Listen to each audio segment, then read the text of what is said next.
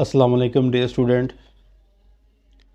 आज की इस वीडियो के अंदर बेटा मैं आपको बताऊंगा क्लास फर्स्ट ईयर इसके अंदर जो मोस्ट इम्पोर्टेंट जो एप्लीकेशन है जो आपने सबसे पहले याद करनी है, जो बार बार जो है वो एग्ज़ाम के अंदर आती हैं। तो इस वीडियो के अंदर मैं आपको ये बताऊंगा। ये 10 नंबर की बेटा जो है वो एप्लीकेशन आती है।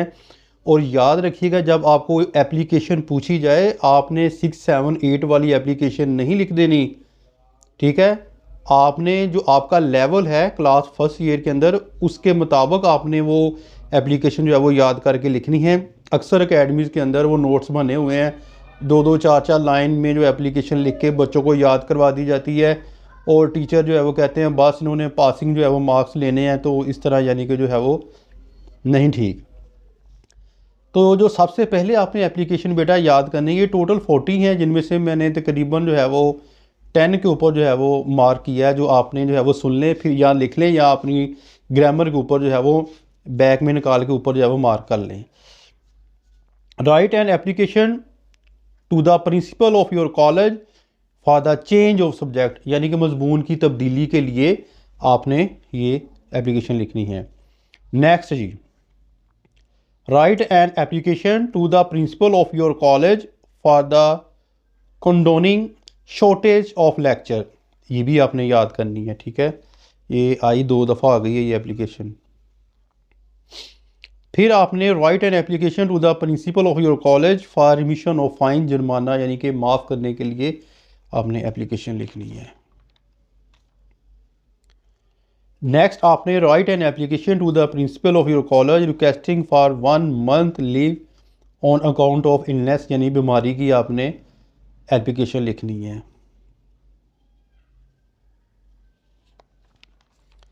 नेक्स्ट बेटा, write an application to the principal of your college for the refund of library, ये बहुत ज़्यादा इंपॉर्टेंट है, इसको अच्छे तरीके से याद करना है।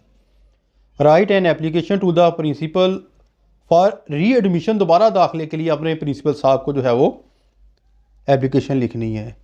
तो पहले तो आपको ये पता होना चाहिए कि प्रिंसिपल है क्या है, प्रिंसिपल का मानी क्या है, आप अपने टीचर से जो है वो पूछिएगा, ठीक है।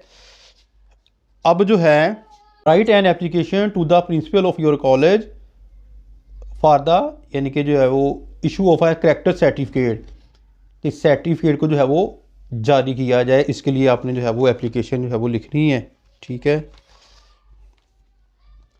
Write an application to the district नाज़िम for the job of a teacher, ठीक है।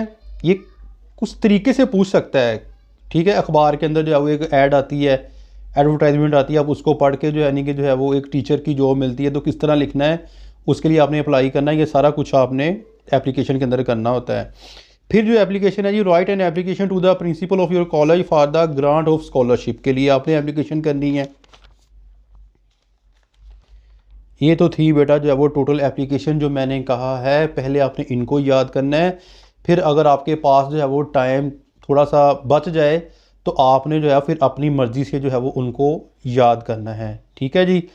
तो इंशाअल्लाह ताला उम्मीद है कि इन्हीं एप्लीकेशन में से जो है वो आपको एप्लीकेशन आ जाएगी। 10 नंबर का क्वेश्चन होता है, लेटर और एप्लीकेशन के अंदर जो है वो और यानी कि या होता है, या आप लेटर कर लें या आप जो है वो एप्लीकेशन कर लें। तो मेरा आपको मशवरा यही है कि आप जो है वो एप्लीकेशन कर लें, ताकि आपके नंबर जो है वो बहुत ज़्यादा जो है वो अच्छे आ जाएं इस एग्ज़ाम के अंदर।